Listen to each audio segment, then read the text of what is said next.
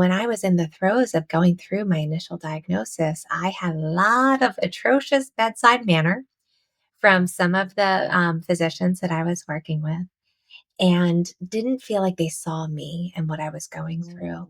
Mm. And it was around that same time that the church I had been attending received a new associate pastor.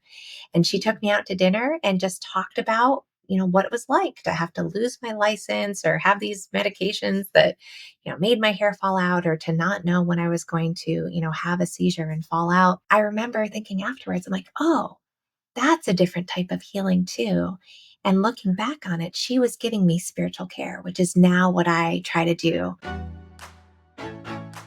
You're listening to Cold Press Conversations with Dr. Jewel White Williams, a lover of numbers, lists, and a good glass of cold pressed juice, who is sharing episodes each week to help you explore the back end of healthcare and health sciences, where a lot of that grit is done.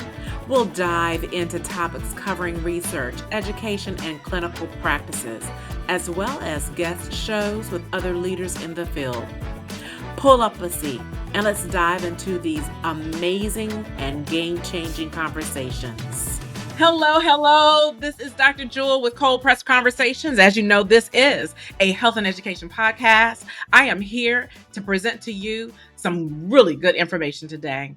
As you know, that I have discussed a little bit about faith here and there throughout my episodes. And I'm just going to say it very kindly that sometimes when we pray for what we are looking for, and if I step on anyone's toes, sorry about it, but this is going to be Jewel, Dr. Jewel all the way, Jewel herself. Sometimes our prayers are answered. And believe it or not, the prayer was even deeper than I thought. Sometimes he gives us what we need. And I currently have Reverend Christine Davies. Hey, how you doing? Hello, I'm thrilled to be here. I am very thrilled. I'm thrilled because we talk about health and we talk about how we talk about the community itself. And you do so much. And before I go any further, I want them to hear who you are based off of just your bio. The Reverend Christine Von Davies is an ordained Presbyterian minister, a certified educator with the Association of Clinical Pastoral Education, a seminary professor, and a trained spiritual director. Christine earned her Master of Divinity degree from Princeton Theological Seminary and a Master of Social Work degree from Rutgers University. With over 2 decades of experience as a hospital chaplain, pastoral educator, cognitive behavioral therapist, and healthcare administrator, Christine brings a wealth of real-world knowledge to her work. She lives with her family in a small farm in New Jersey and spends time chasing chickens, chauffeuring her school-age children to all their activities. It sounds like I have someone from the country and I'm so elated. There's nothing like the peace of a farm. Some days it's more work than it's worth.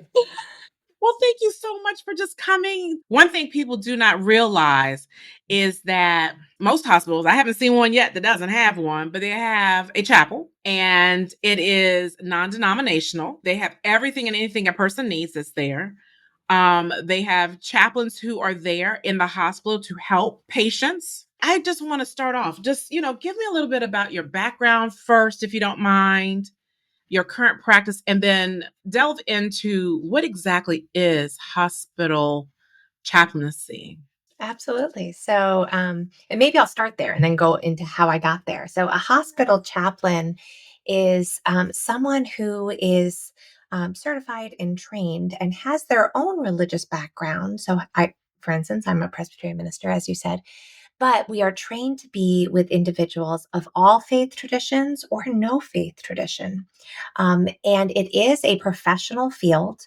So people do need a master's degree in divinity or theology or something equivalent to that, as well as 1,600 hours of postgraduate training. So it is a lot. And I get to teach that training, which I love to do for chaplain interns and residents and sometimes clergy who are already established in their field, but really trying to increase their efficiency in their spiritual caregiving.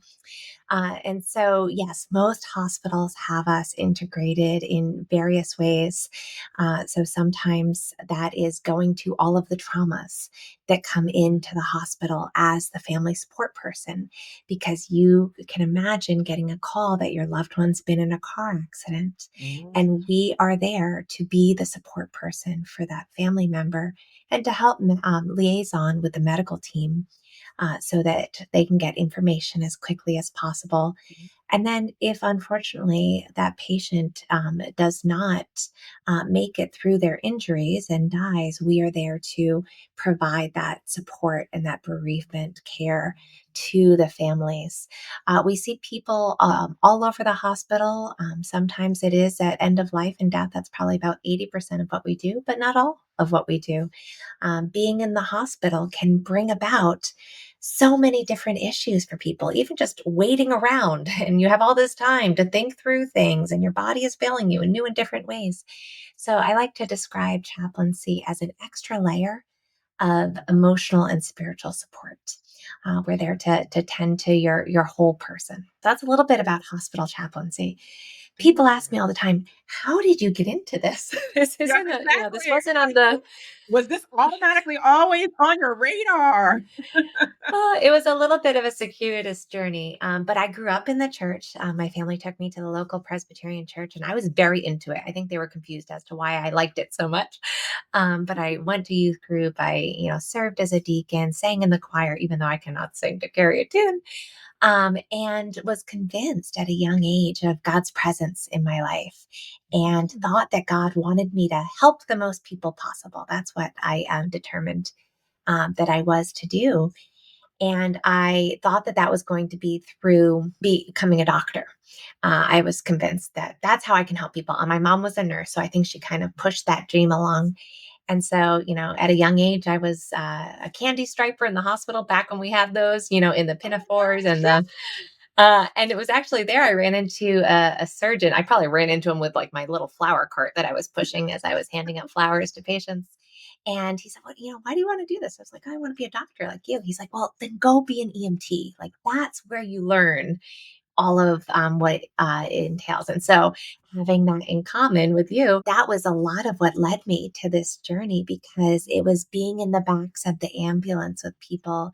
I could do the minimal repair yeah, of, yeah. tending to their wounds, giving them oxygen, ensuring that safe transport. But it was holding their hands while they were saying, "Why is this happening to me?" It was being present to them in their suffering that really helped me to see, oh, there's more than one way to heal people. And it was around that same time I became a patient myself. And I was in and out of hospitals. Eventually, I was diagnosed with what I have today, which is generalized epilepsy, which I'm very thankful is well controlled, and I have fantastic neurologists that I work with. But when I was in the throes of going through my initial diagnosis, I had a lot of atrocious bedside manner from some of the physicians that I was working with, and didn't feel like they saw me and what I was going through. And it was around that same time that the church I had been attending received a new associate pastor. And she took me out to dinner and just talked about, what it was like to have to lose my license or have these medications that, made my hair fall out, or to not know when I was going to, have a seizure and fall out. I remember thinking afterwards, I'm like, oh, that's a different type of healing too. And looking back on it, she was giving me spiritual care, which is now what I try to do for patients and teach others how to give that spiritual care. So that's what led me back into working in hospitals, is figuring out this chaplaincy piece. And when I did my internship, I fell in love with it. And so now I get to talk to people all the time about what's going on with them emotionally and spiritually. That is incredible. That is incredible. So it did come from, your own personal side, and the way that you have evolved, in your position, because I even went to your website. I looked at a lot of the other areas that you've provided to me. It shows that you're even though you're a chaplain, and we know that chaplains are supposed to give and they're supposed to listen, your giving, I found it a little bit different. And the reason I say that is because on your website, you do focus on one particular way of helping people. Do you want to go into in a little bit about what it is that you do? Because I don't want to say the name, but go for it. Sure. So I think I do. I'm trying to figure out, oh, what is she talking about for my website? I think I do two things that are probably featured on there. One is I do a lot of writing. Yeah. And so people can follow my newsletter if they want to read more about chaplaincy and some of the educational tips for how to care for people. So that's on there. The other thing that I do is individual spiritual direction. That's it. So I'm that's it. That's what you're talking about. Yes. Yeah. And I also write about that as well. So spiritual direction, I didn't know what this was until I went into seminary.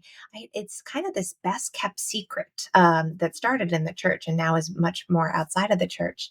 But I was like, what, what is this? And it is meeting with a spiritual director. Some people call it a spiritual companion. Sometimes they say spiritual guide, but it is a trained program that people go through. It's 2 to 3 years to how to sit and listen to other people. And we talk about what the divine might be doing in your life. And for some people, that's going to be God or Jesus. For others, it's going to be spirit or transcendent. So it is really beyond religion and denominations, but it's what are you feeling invited to in your life? What are you longing for? And so it's this beautiful conversation. I usually meet with my individuals about once a month, sometimes every other week, and we're just listening for God's movement together. And so I have a lot of clergy who are clients. So the clergy have been used to using this type of thing because they're like, I Yeah. want to go deeper in my spiritual practices, or I'm feeling really disconnected, from God right now, or I'm feeling really angry at God. So it's a safe space to name these things that we might be going through. And the reason that I started that was because I love my work as a hospital chaplain and as an educator of chaplains, but it's short term. I'm seeing people usually in the hospital on the worst day of their lives. And Mhm. then I never know what happens to them that, ongoing. And I missed having that relationship with people over time. And so with the people I'm providing spiritual direction for, I'm able to get to be with them and witness their journey, over the course of years and see where their life is leading them. And so it's some people ask what the difference is between spiritual direction and therapy or like coaching and that sort of thing. Yeah. And I would say that in spiritual direction, we are focused on what you are listening for or longing for in your spiritual relationships. There are therapeutic elements that certainly come up because that's going to impact your sense of spirituality as well. Many of my individuals that I work with, sometimes people call them spiritual directees. I don't love that term. It doesn't roll off my tongue.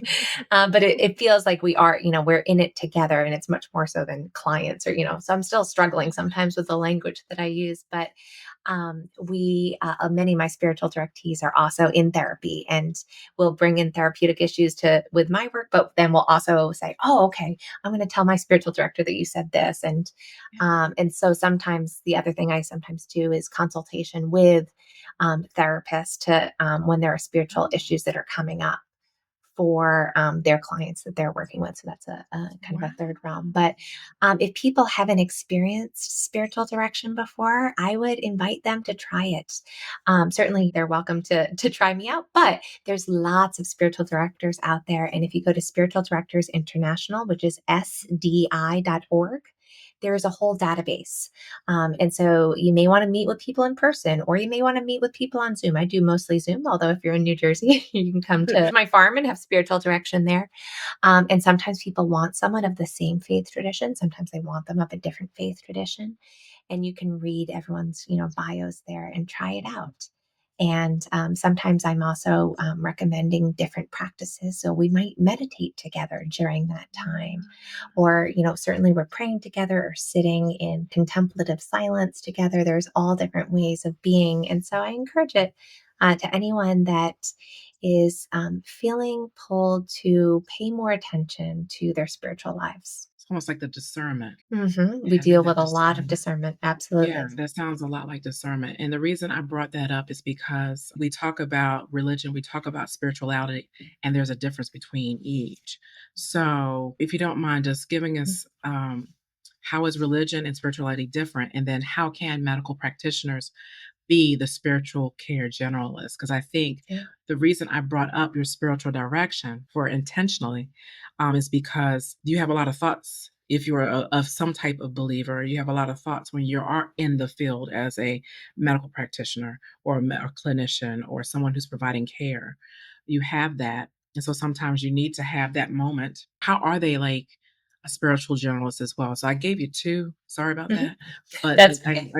but I think the spiritual discernment, that's why I didn't wanna say it out Hmm. front. It kinda Yeah. gives us an idea of why that piece is needed or that form of discernment or that meditation is needed to kinda learn more about who we are to be better Hmm. caregivers. So that's why I put those together. Yeah, no, it makes perfect sense to me. So we'll start off defining the difference between Okay. religion and spirituality.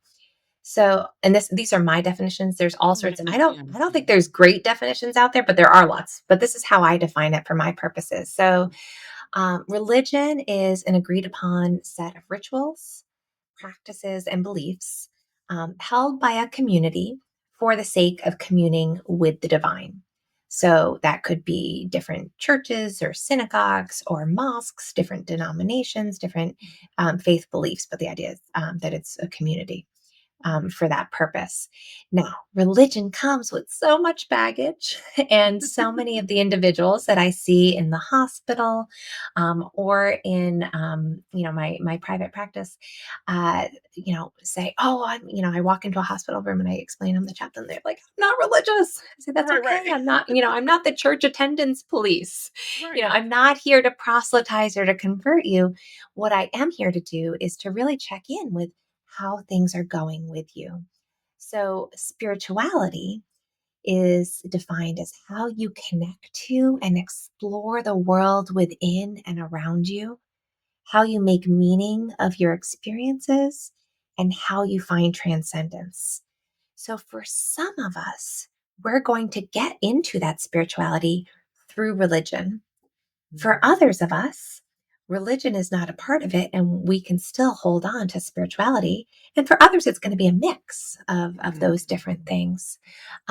Another way I like to explore spirituality from the health perspective is really defining it even further as 3 points of connection.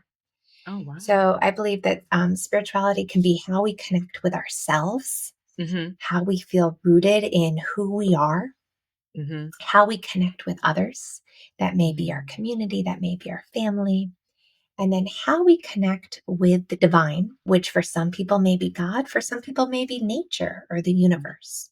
So, in those 3 points of connection, there can be disconnection that occurs. And we see a lot of that in the hospital, certainly.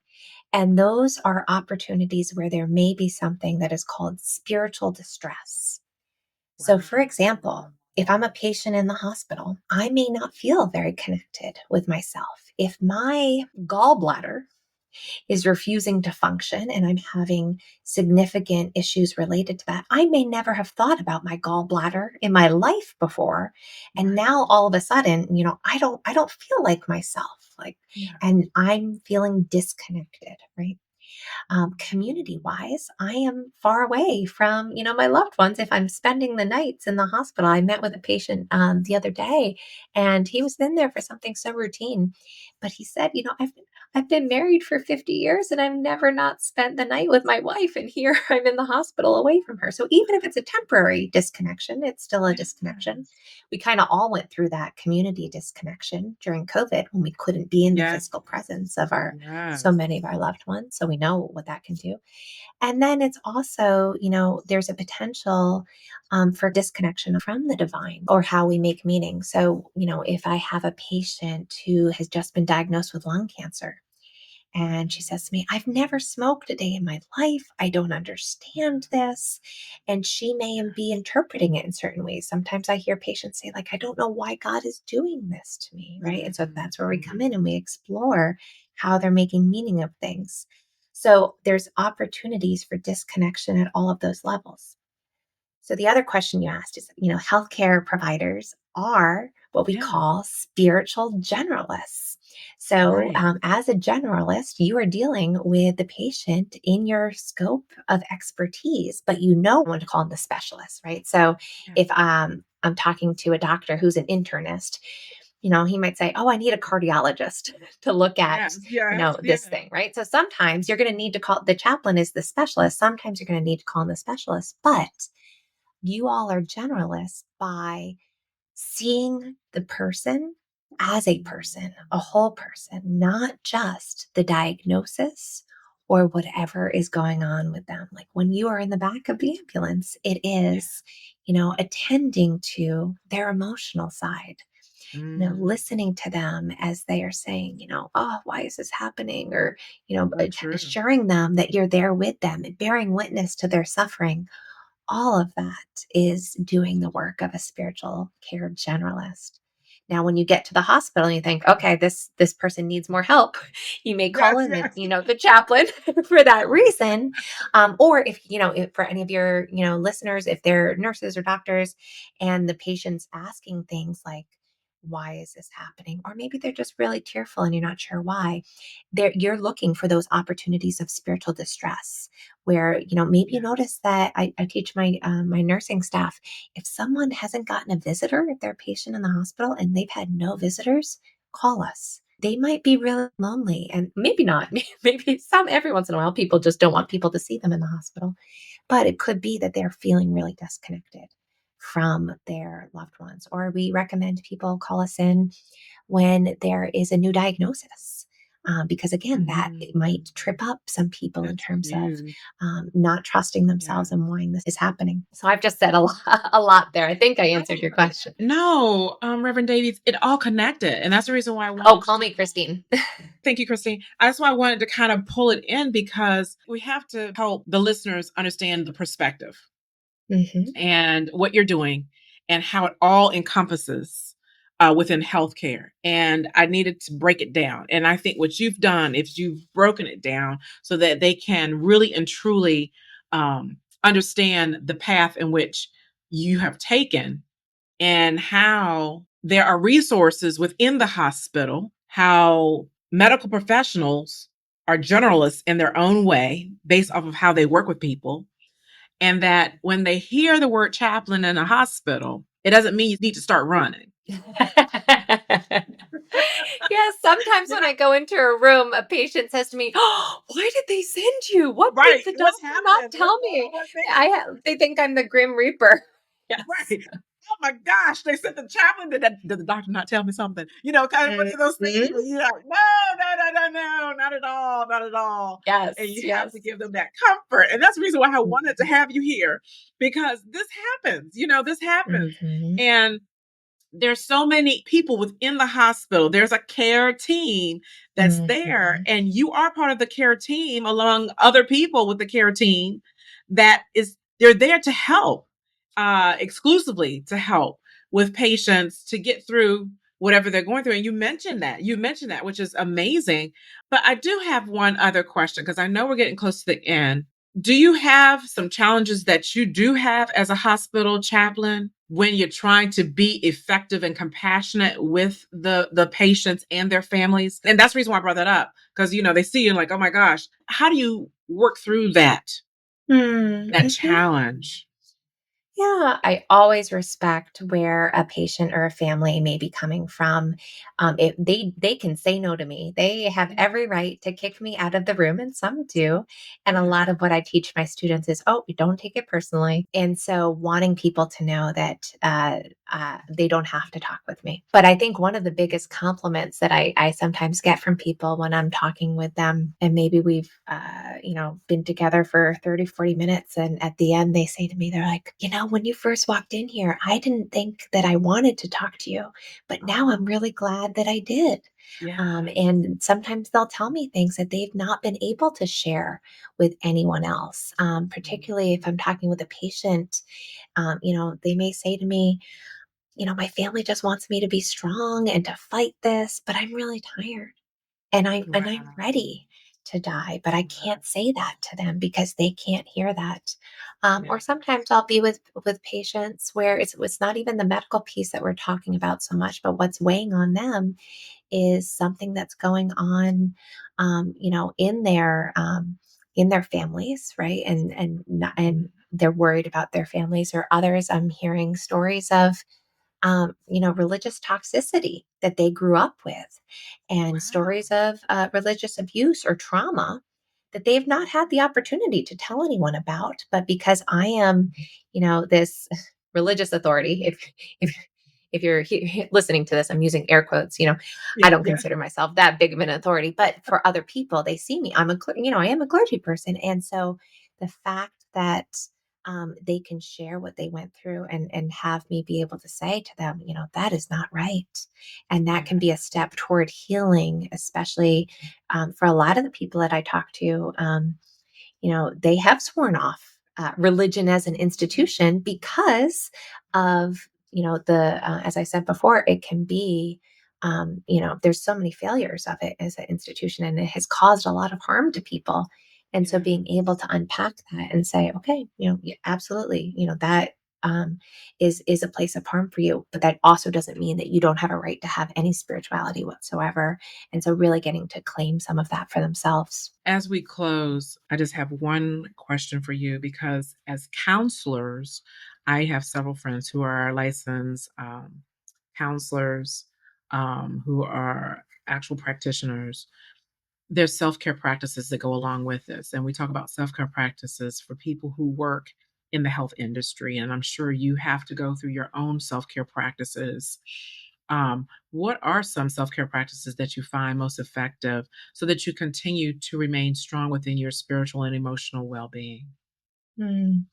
It's a great question. And I think the first, I have my own team of professionals that I'm relying No, on. I hear you. I hear you. So I have my own therapist. I have my own spiritual director who I meet with. I have my own massage therapist. Used to have a chiropractor. He just retired. I make sure that I'm seeing, my physician for my yearly checkups, and like I said, my neurologist. And so I have a lot of people in my corner professionally, and then I have a lot of people in my corner personally as well. So I meet regularly. In fact, I just had my meeting this morning. I meet regularly with other chaplains or people who are teaching chaplains, the CPE educators, so that we can process things together. I meet with other spiritual directors so that we can consult with one another and also have that space. I have friends that are in the church world and clergy world, and then I have friends that are not.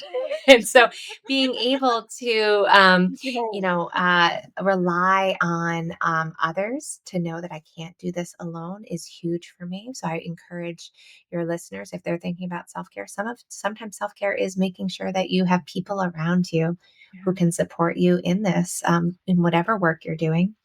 And then specific to me, I really enjoy any sort of embodiment practice. So I don't like to run, but I do it. But biking or swimming or even just walking or yoga for me is helpful to have that physical way of working things out. And there's been an increase in research recently, especially within trauma, right? That Mhm. talks about processing verbally is helpful, but sometimes we really need that physical manifestation of, how are you working out your stresses?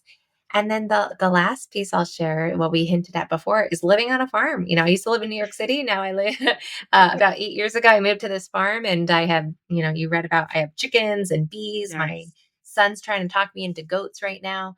Oh, But I can sit on my porch and hear, 7 different types of birds, and it's just coming home to a place that is, because I work in a city in the hospital, Yeah. but coming home to a place that is just, beautiful and different and remote. And like I said, there's always a ditch to be dug, or our power was out this morning. There's always those types of things as well. It's not always idyllic, but it helps me to be connected and grounded in nature, and find God in that way. Oh, I love it. Well, Christine, I really want to say thank you so much for just being on Cold Press Conversations. We did take a spin on looking at chaplaincy from a health side, and I am very grateful that you were able to do this, because I want people to know that there are people out there to help you while you're in the hospital. It's even though we have the physicians, the nurses, the radiologists, the laboratory, the phlebotomists, but we also have chaplains, social workers, case managers that are there to help. It is a team that's there to help. And I just want to say thank you so, so much for joining me. Oh, it was a pleasure to be here. Thanks for having me. Oh, thank you. Thank you. Is there any one little thing you want to leave with our listeners today? Oh, well, I hope that they can get in touch with their sense of spirituality and allow themselves to have that. And maybe do a quick check in with themselves. Where are they feeling connected to themselves? Where are they feeling connected to others?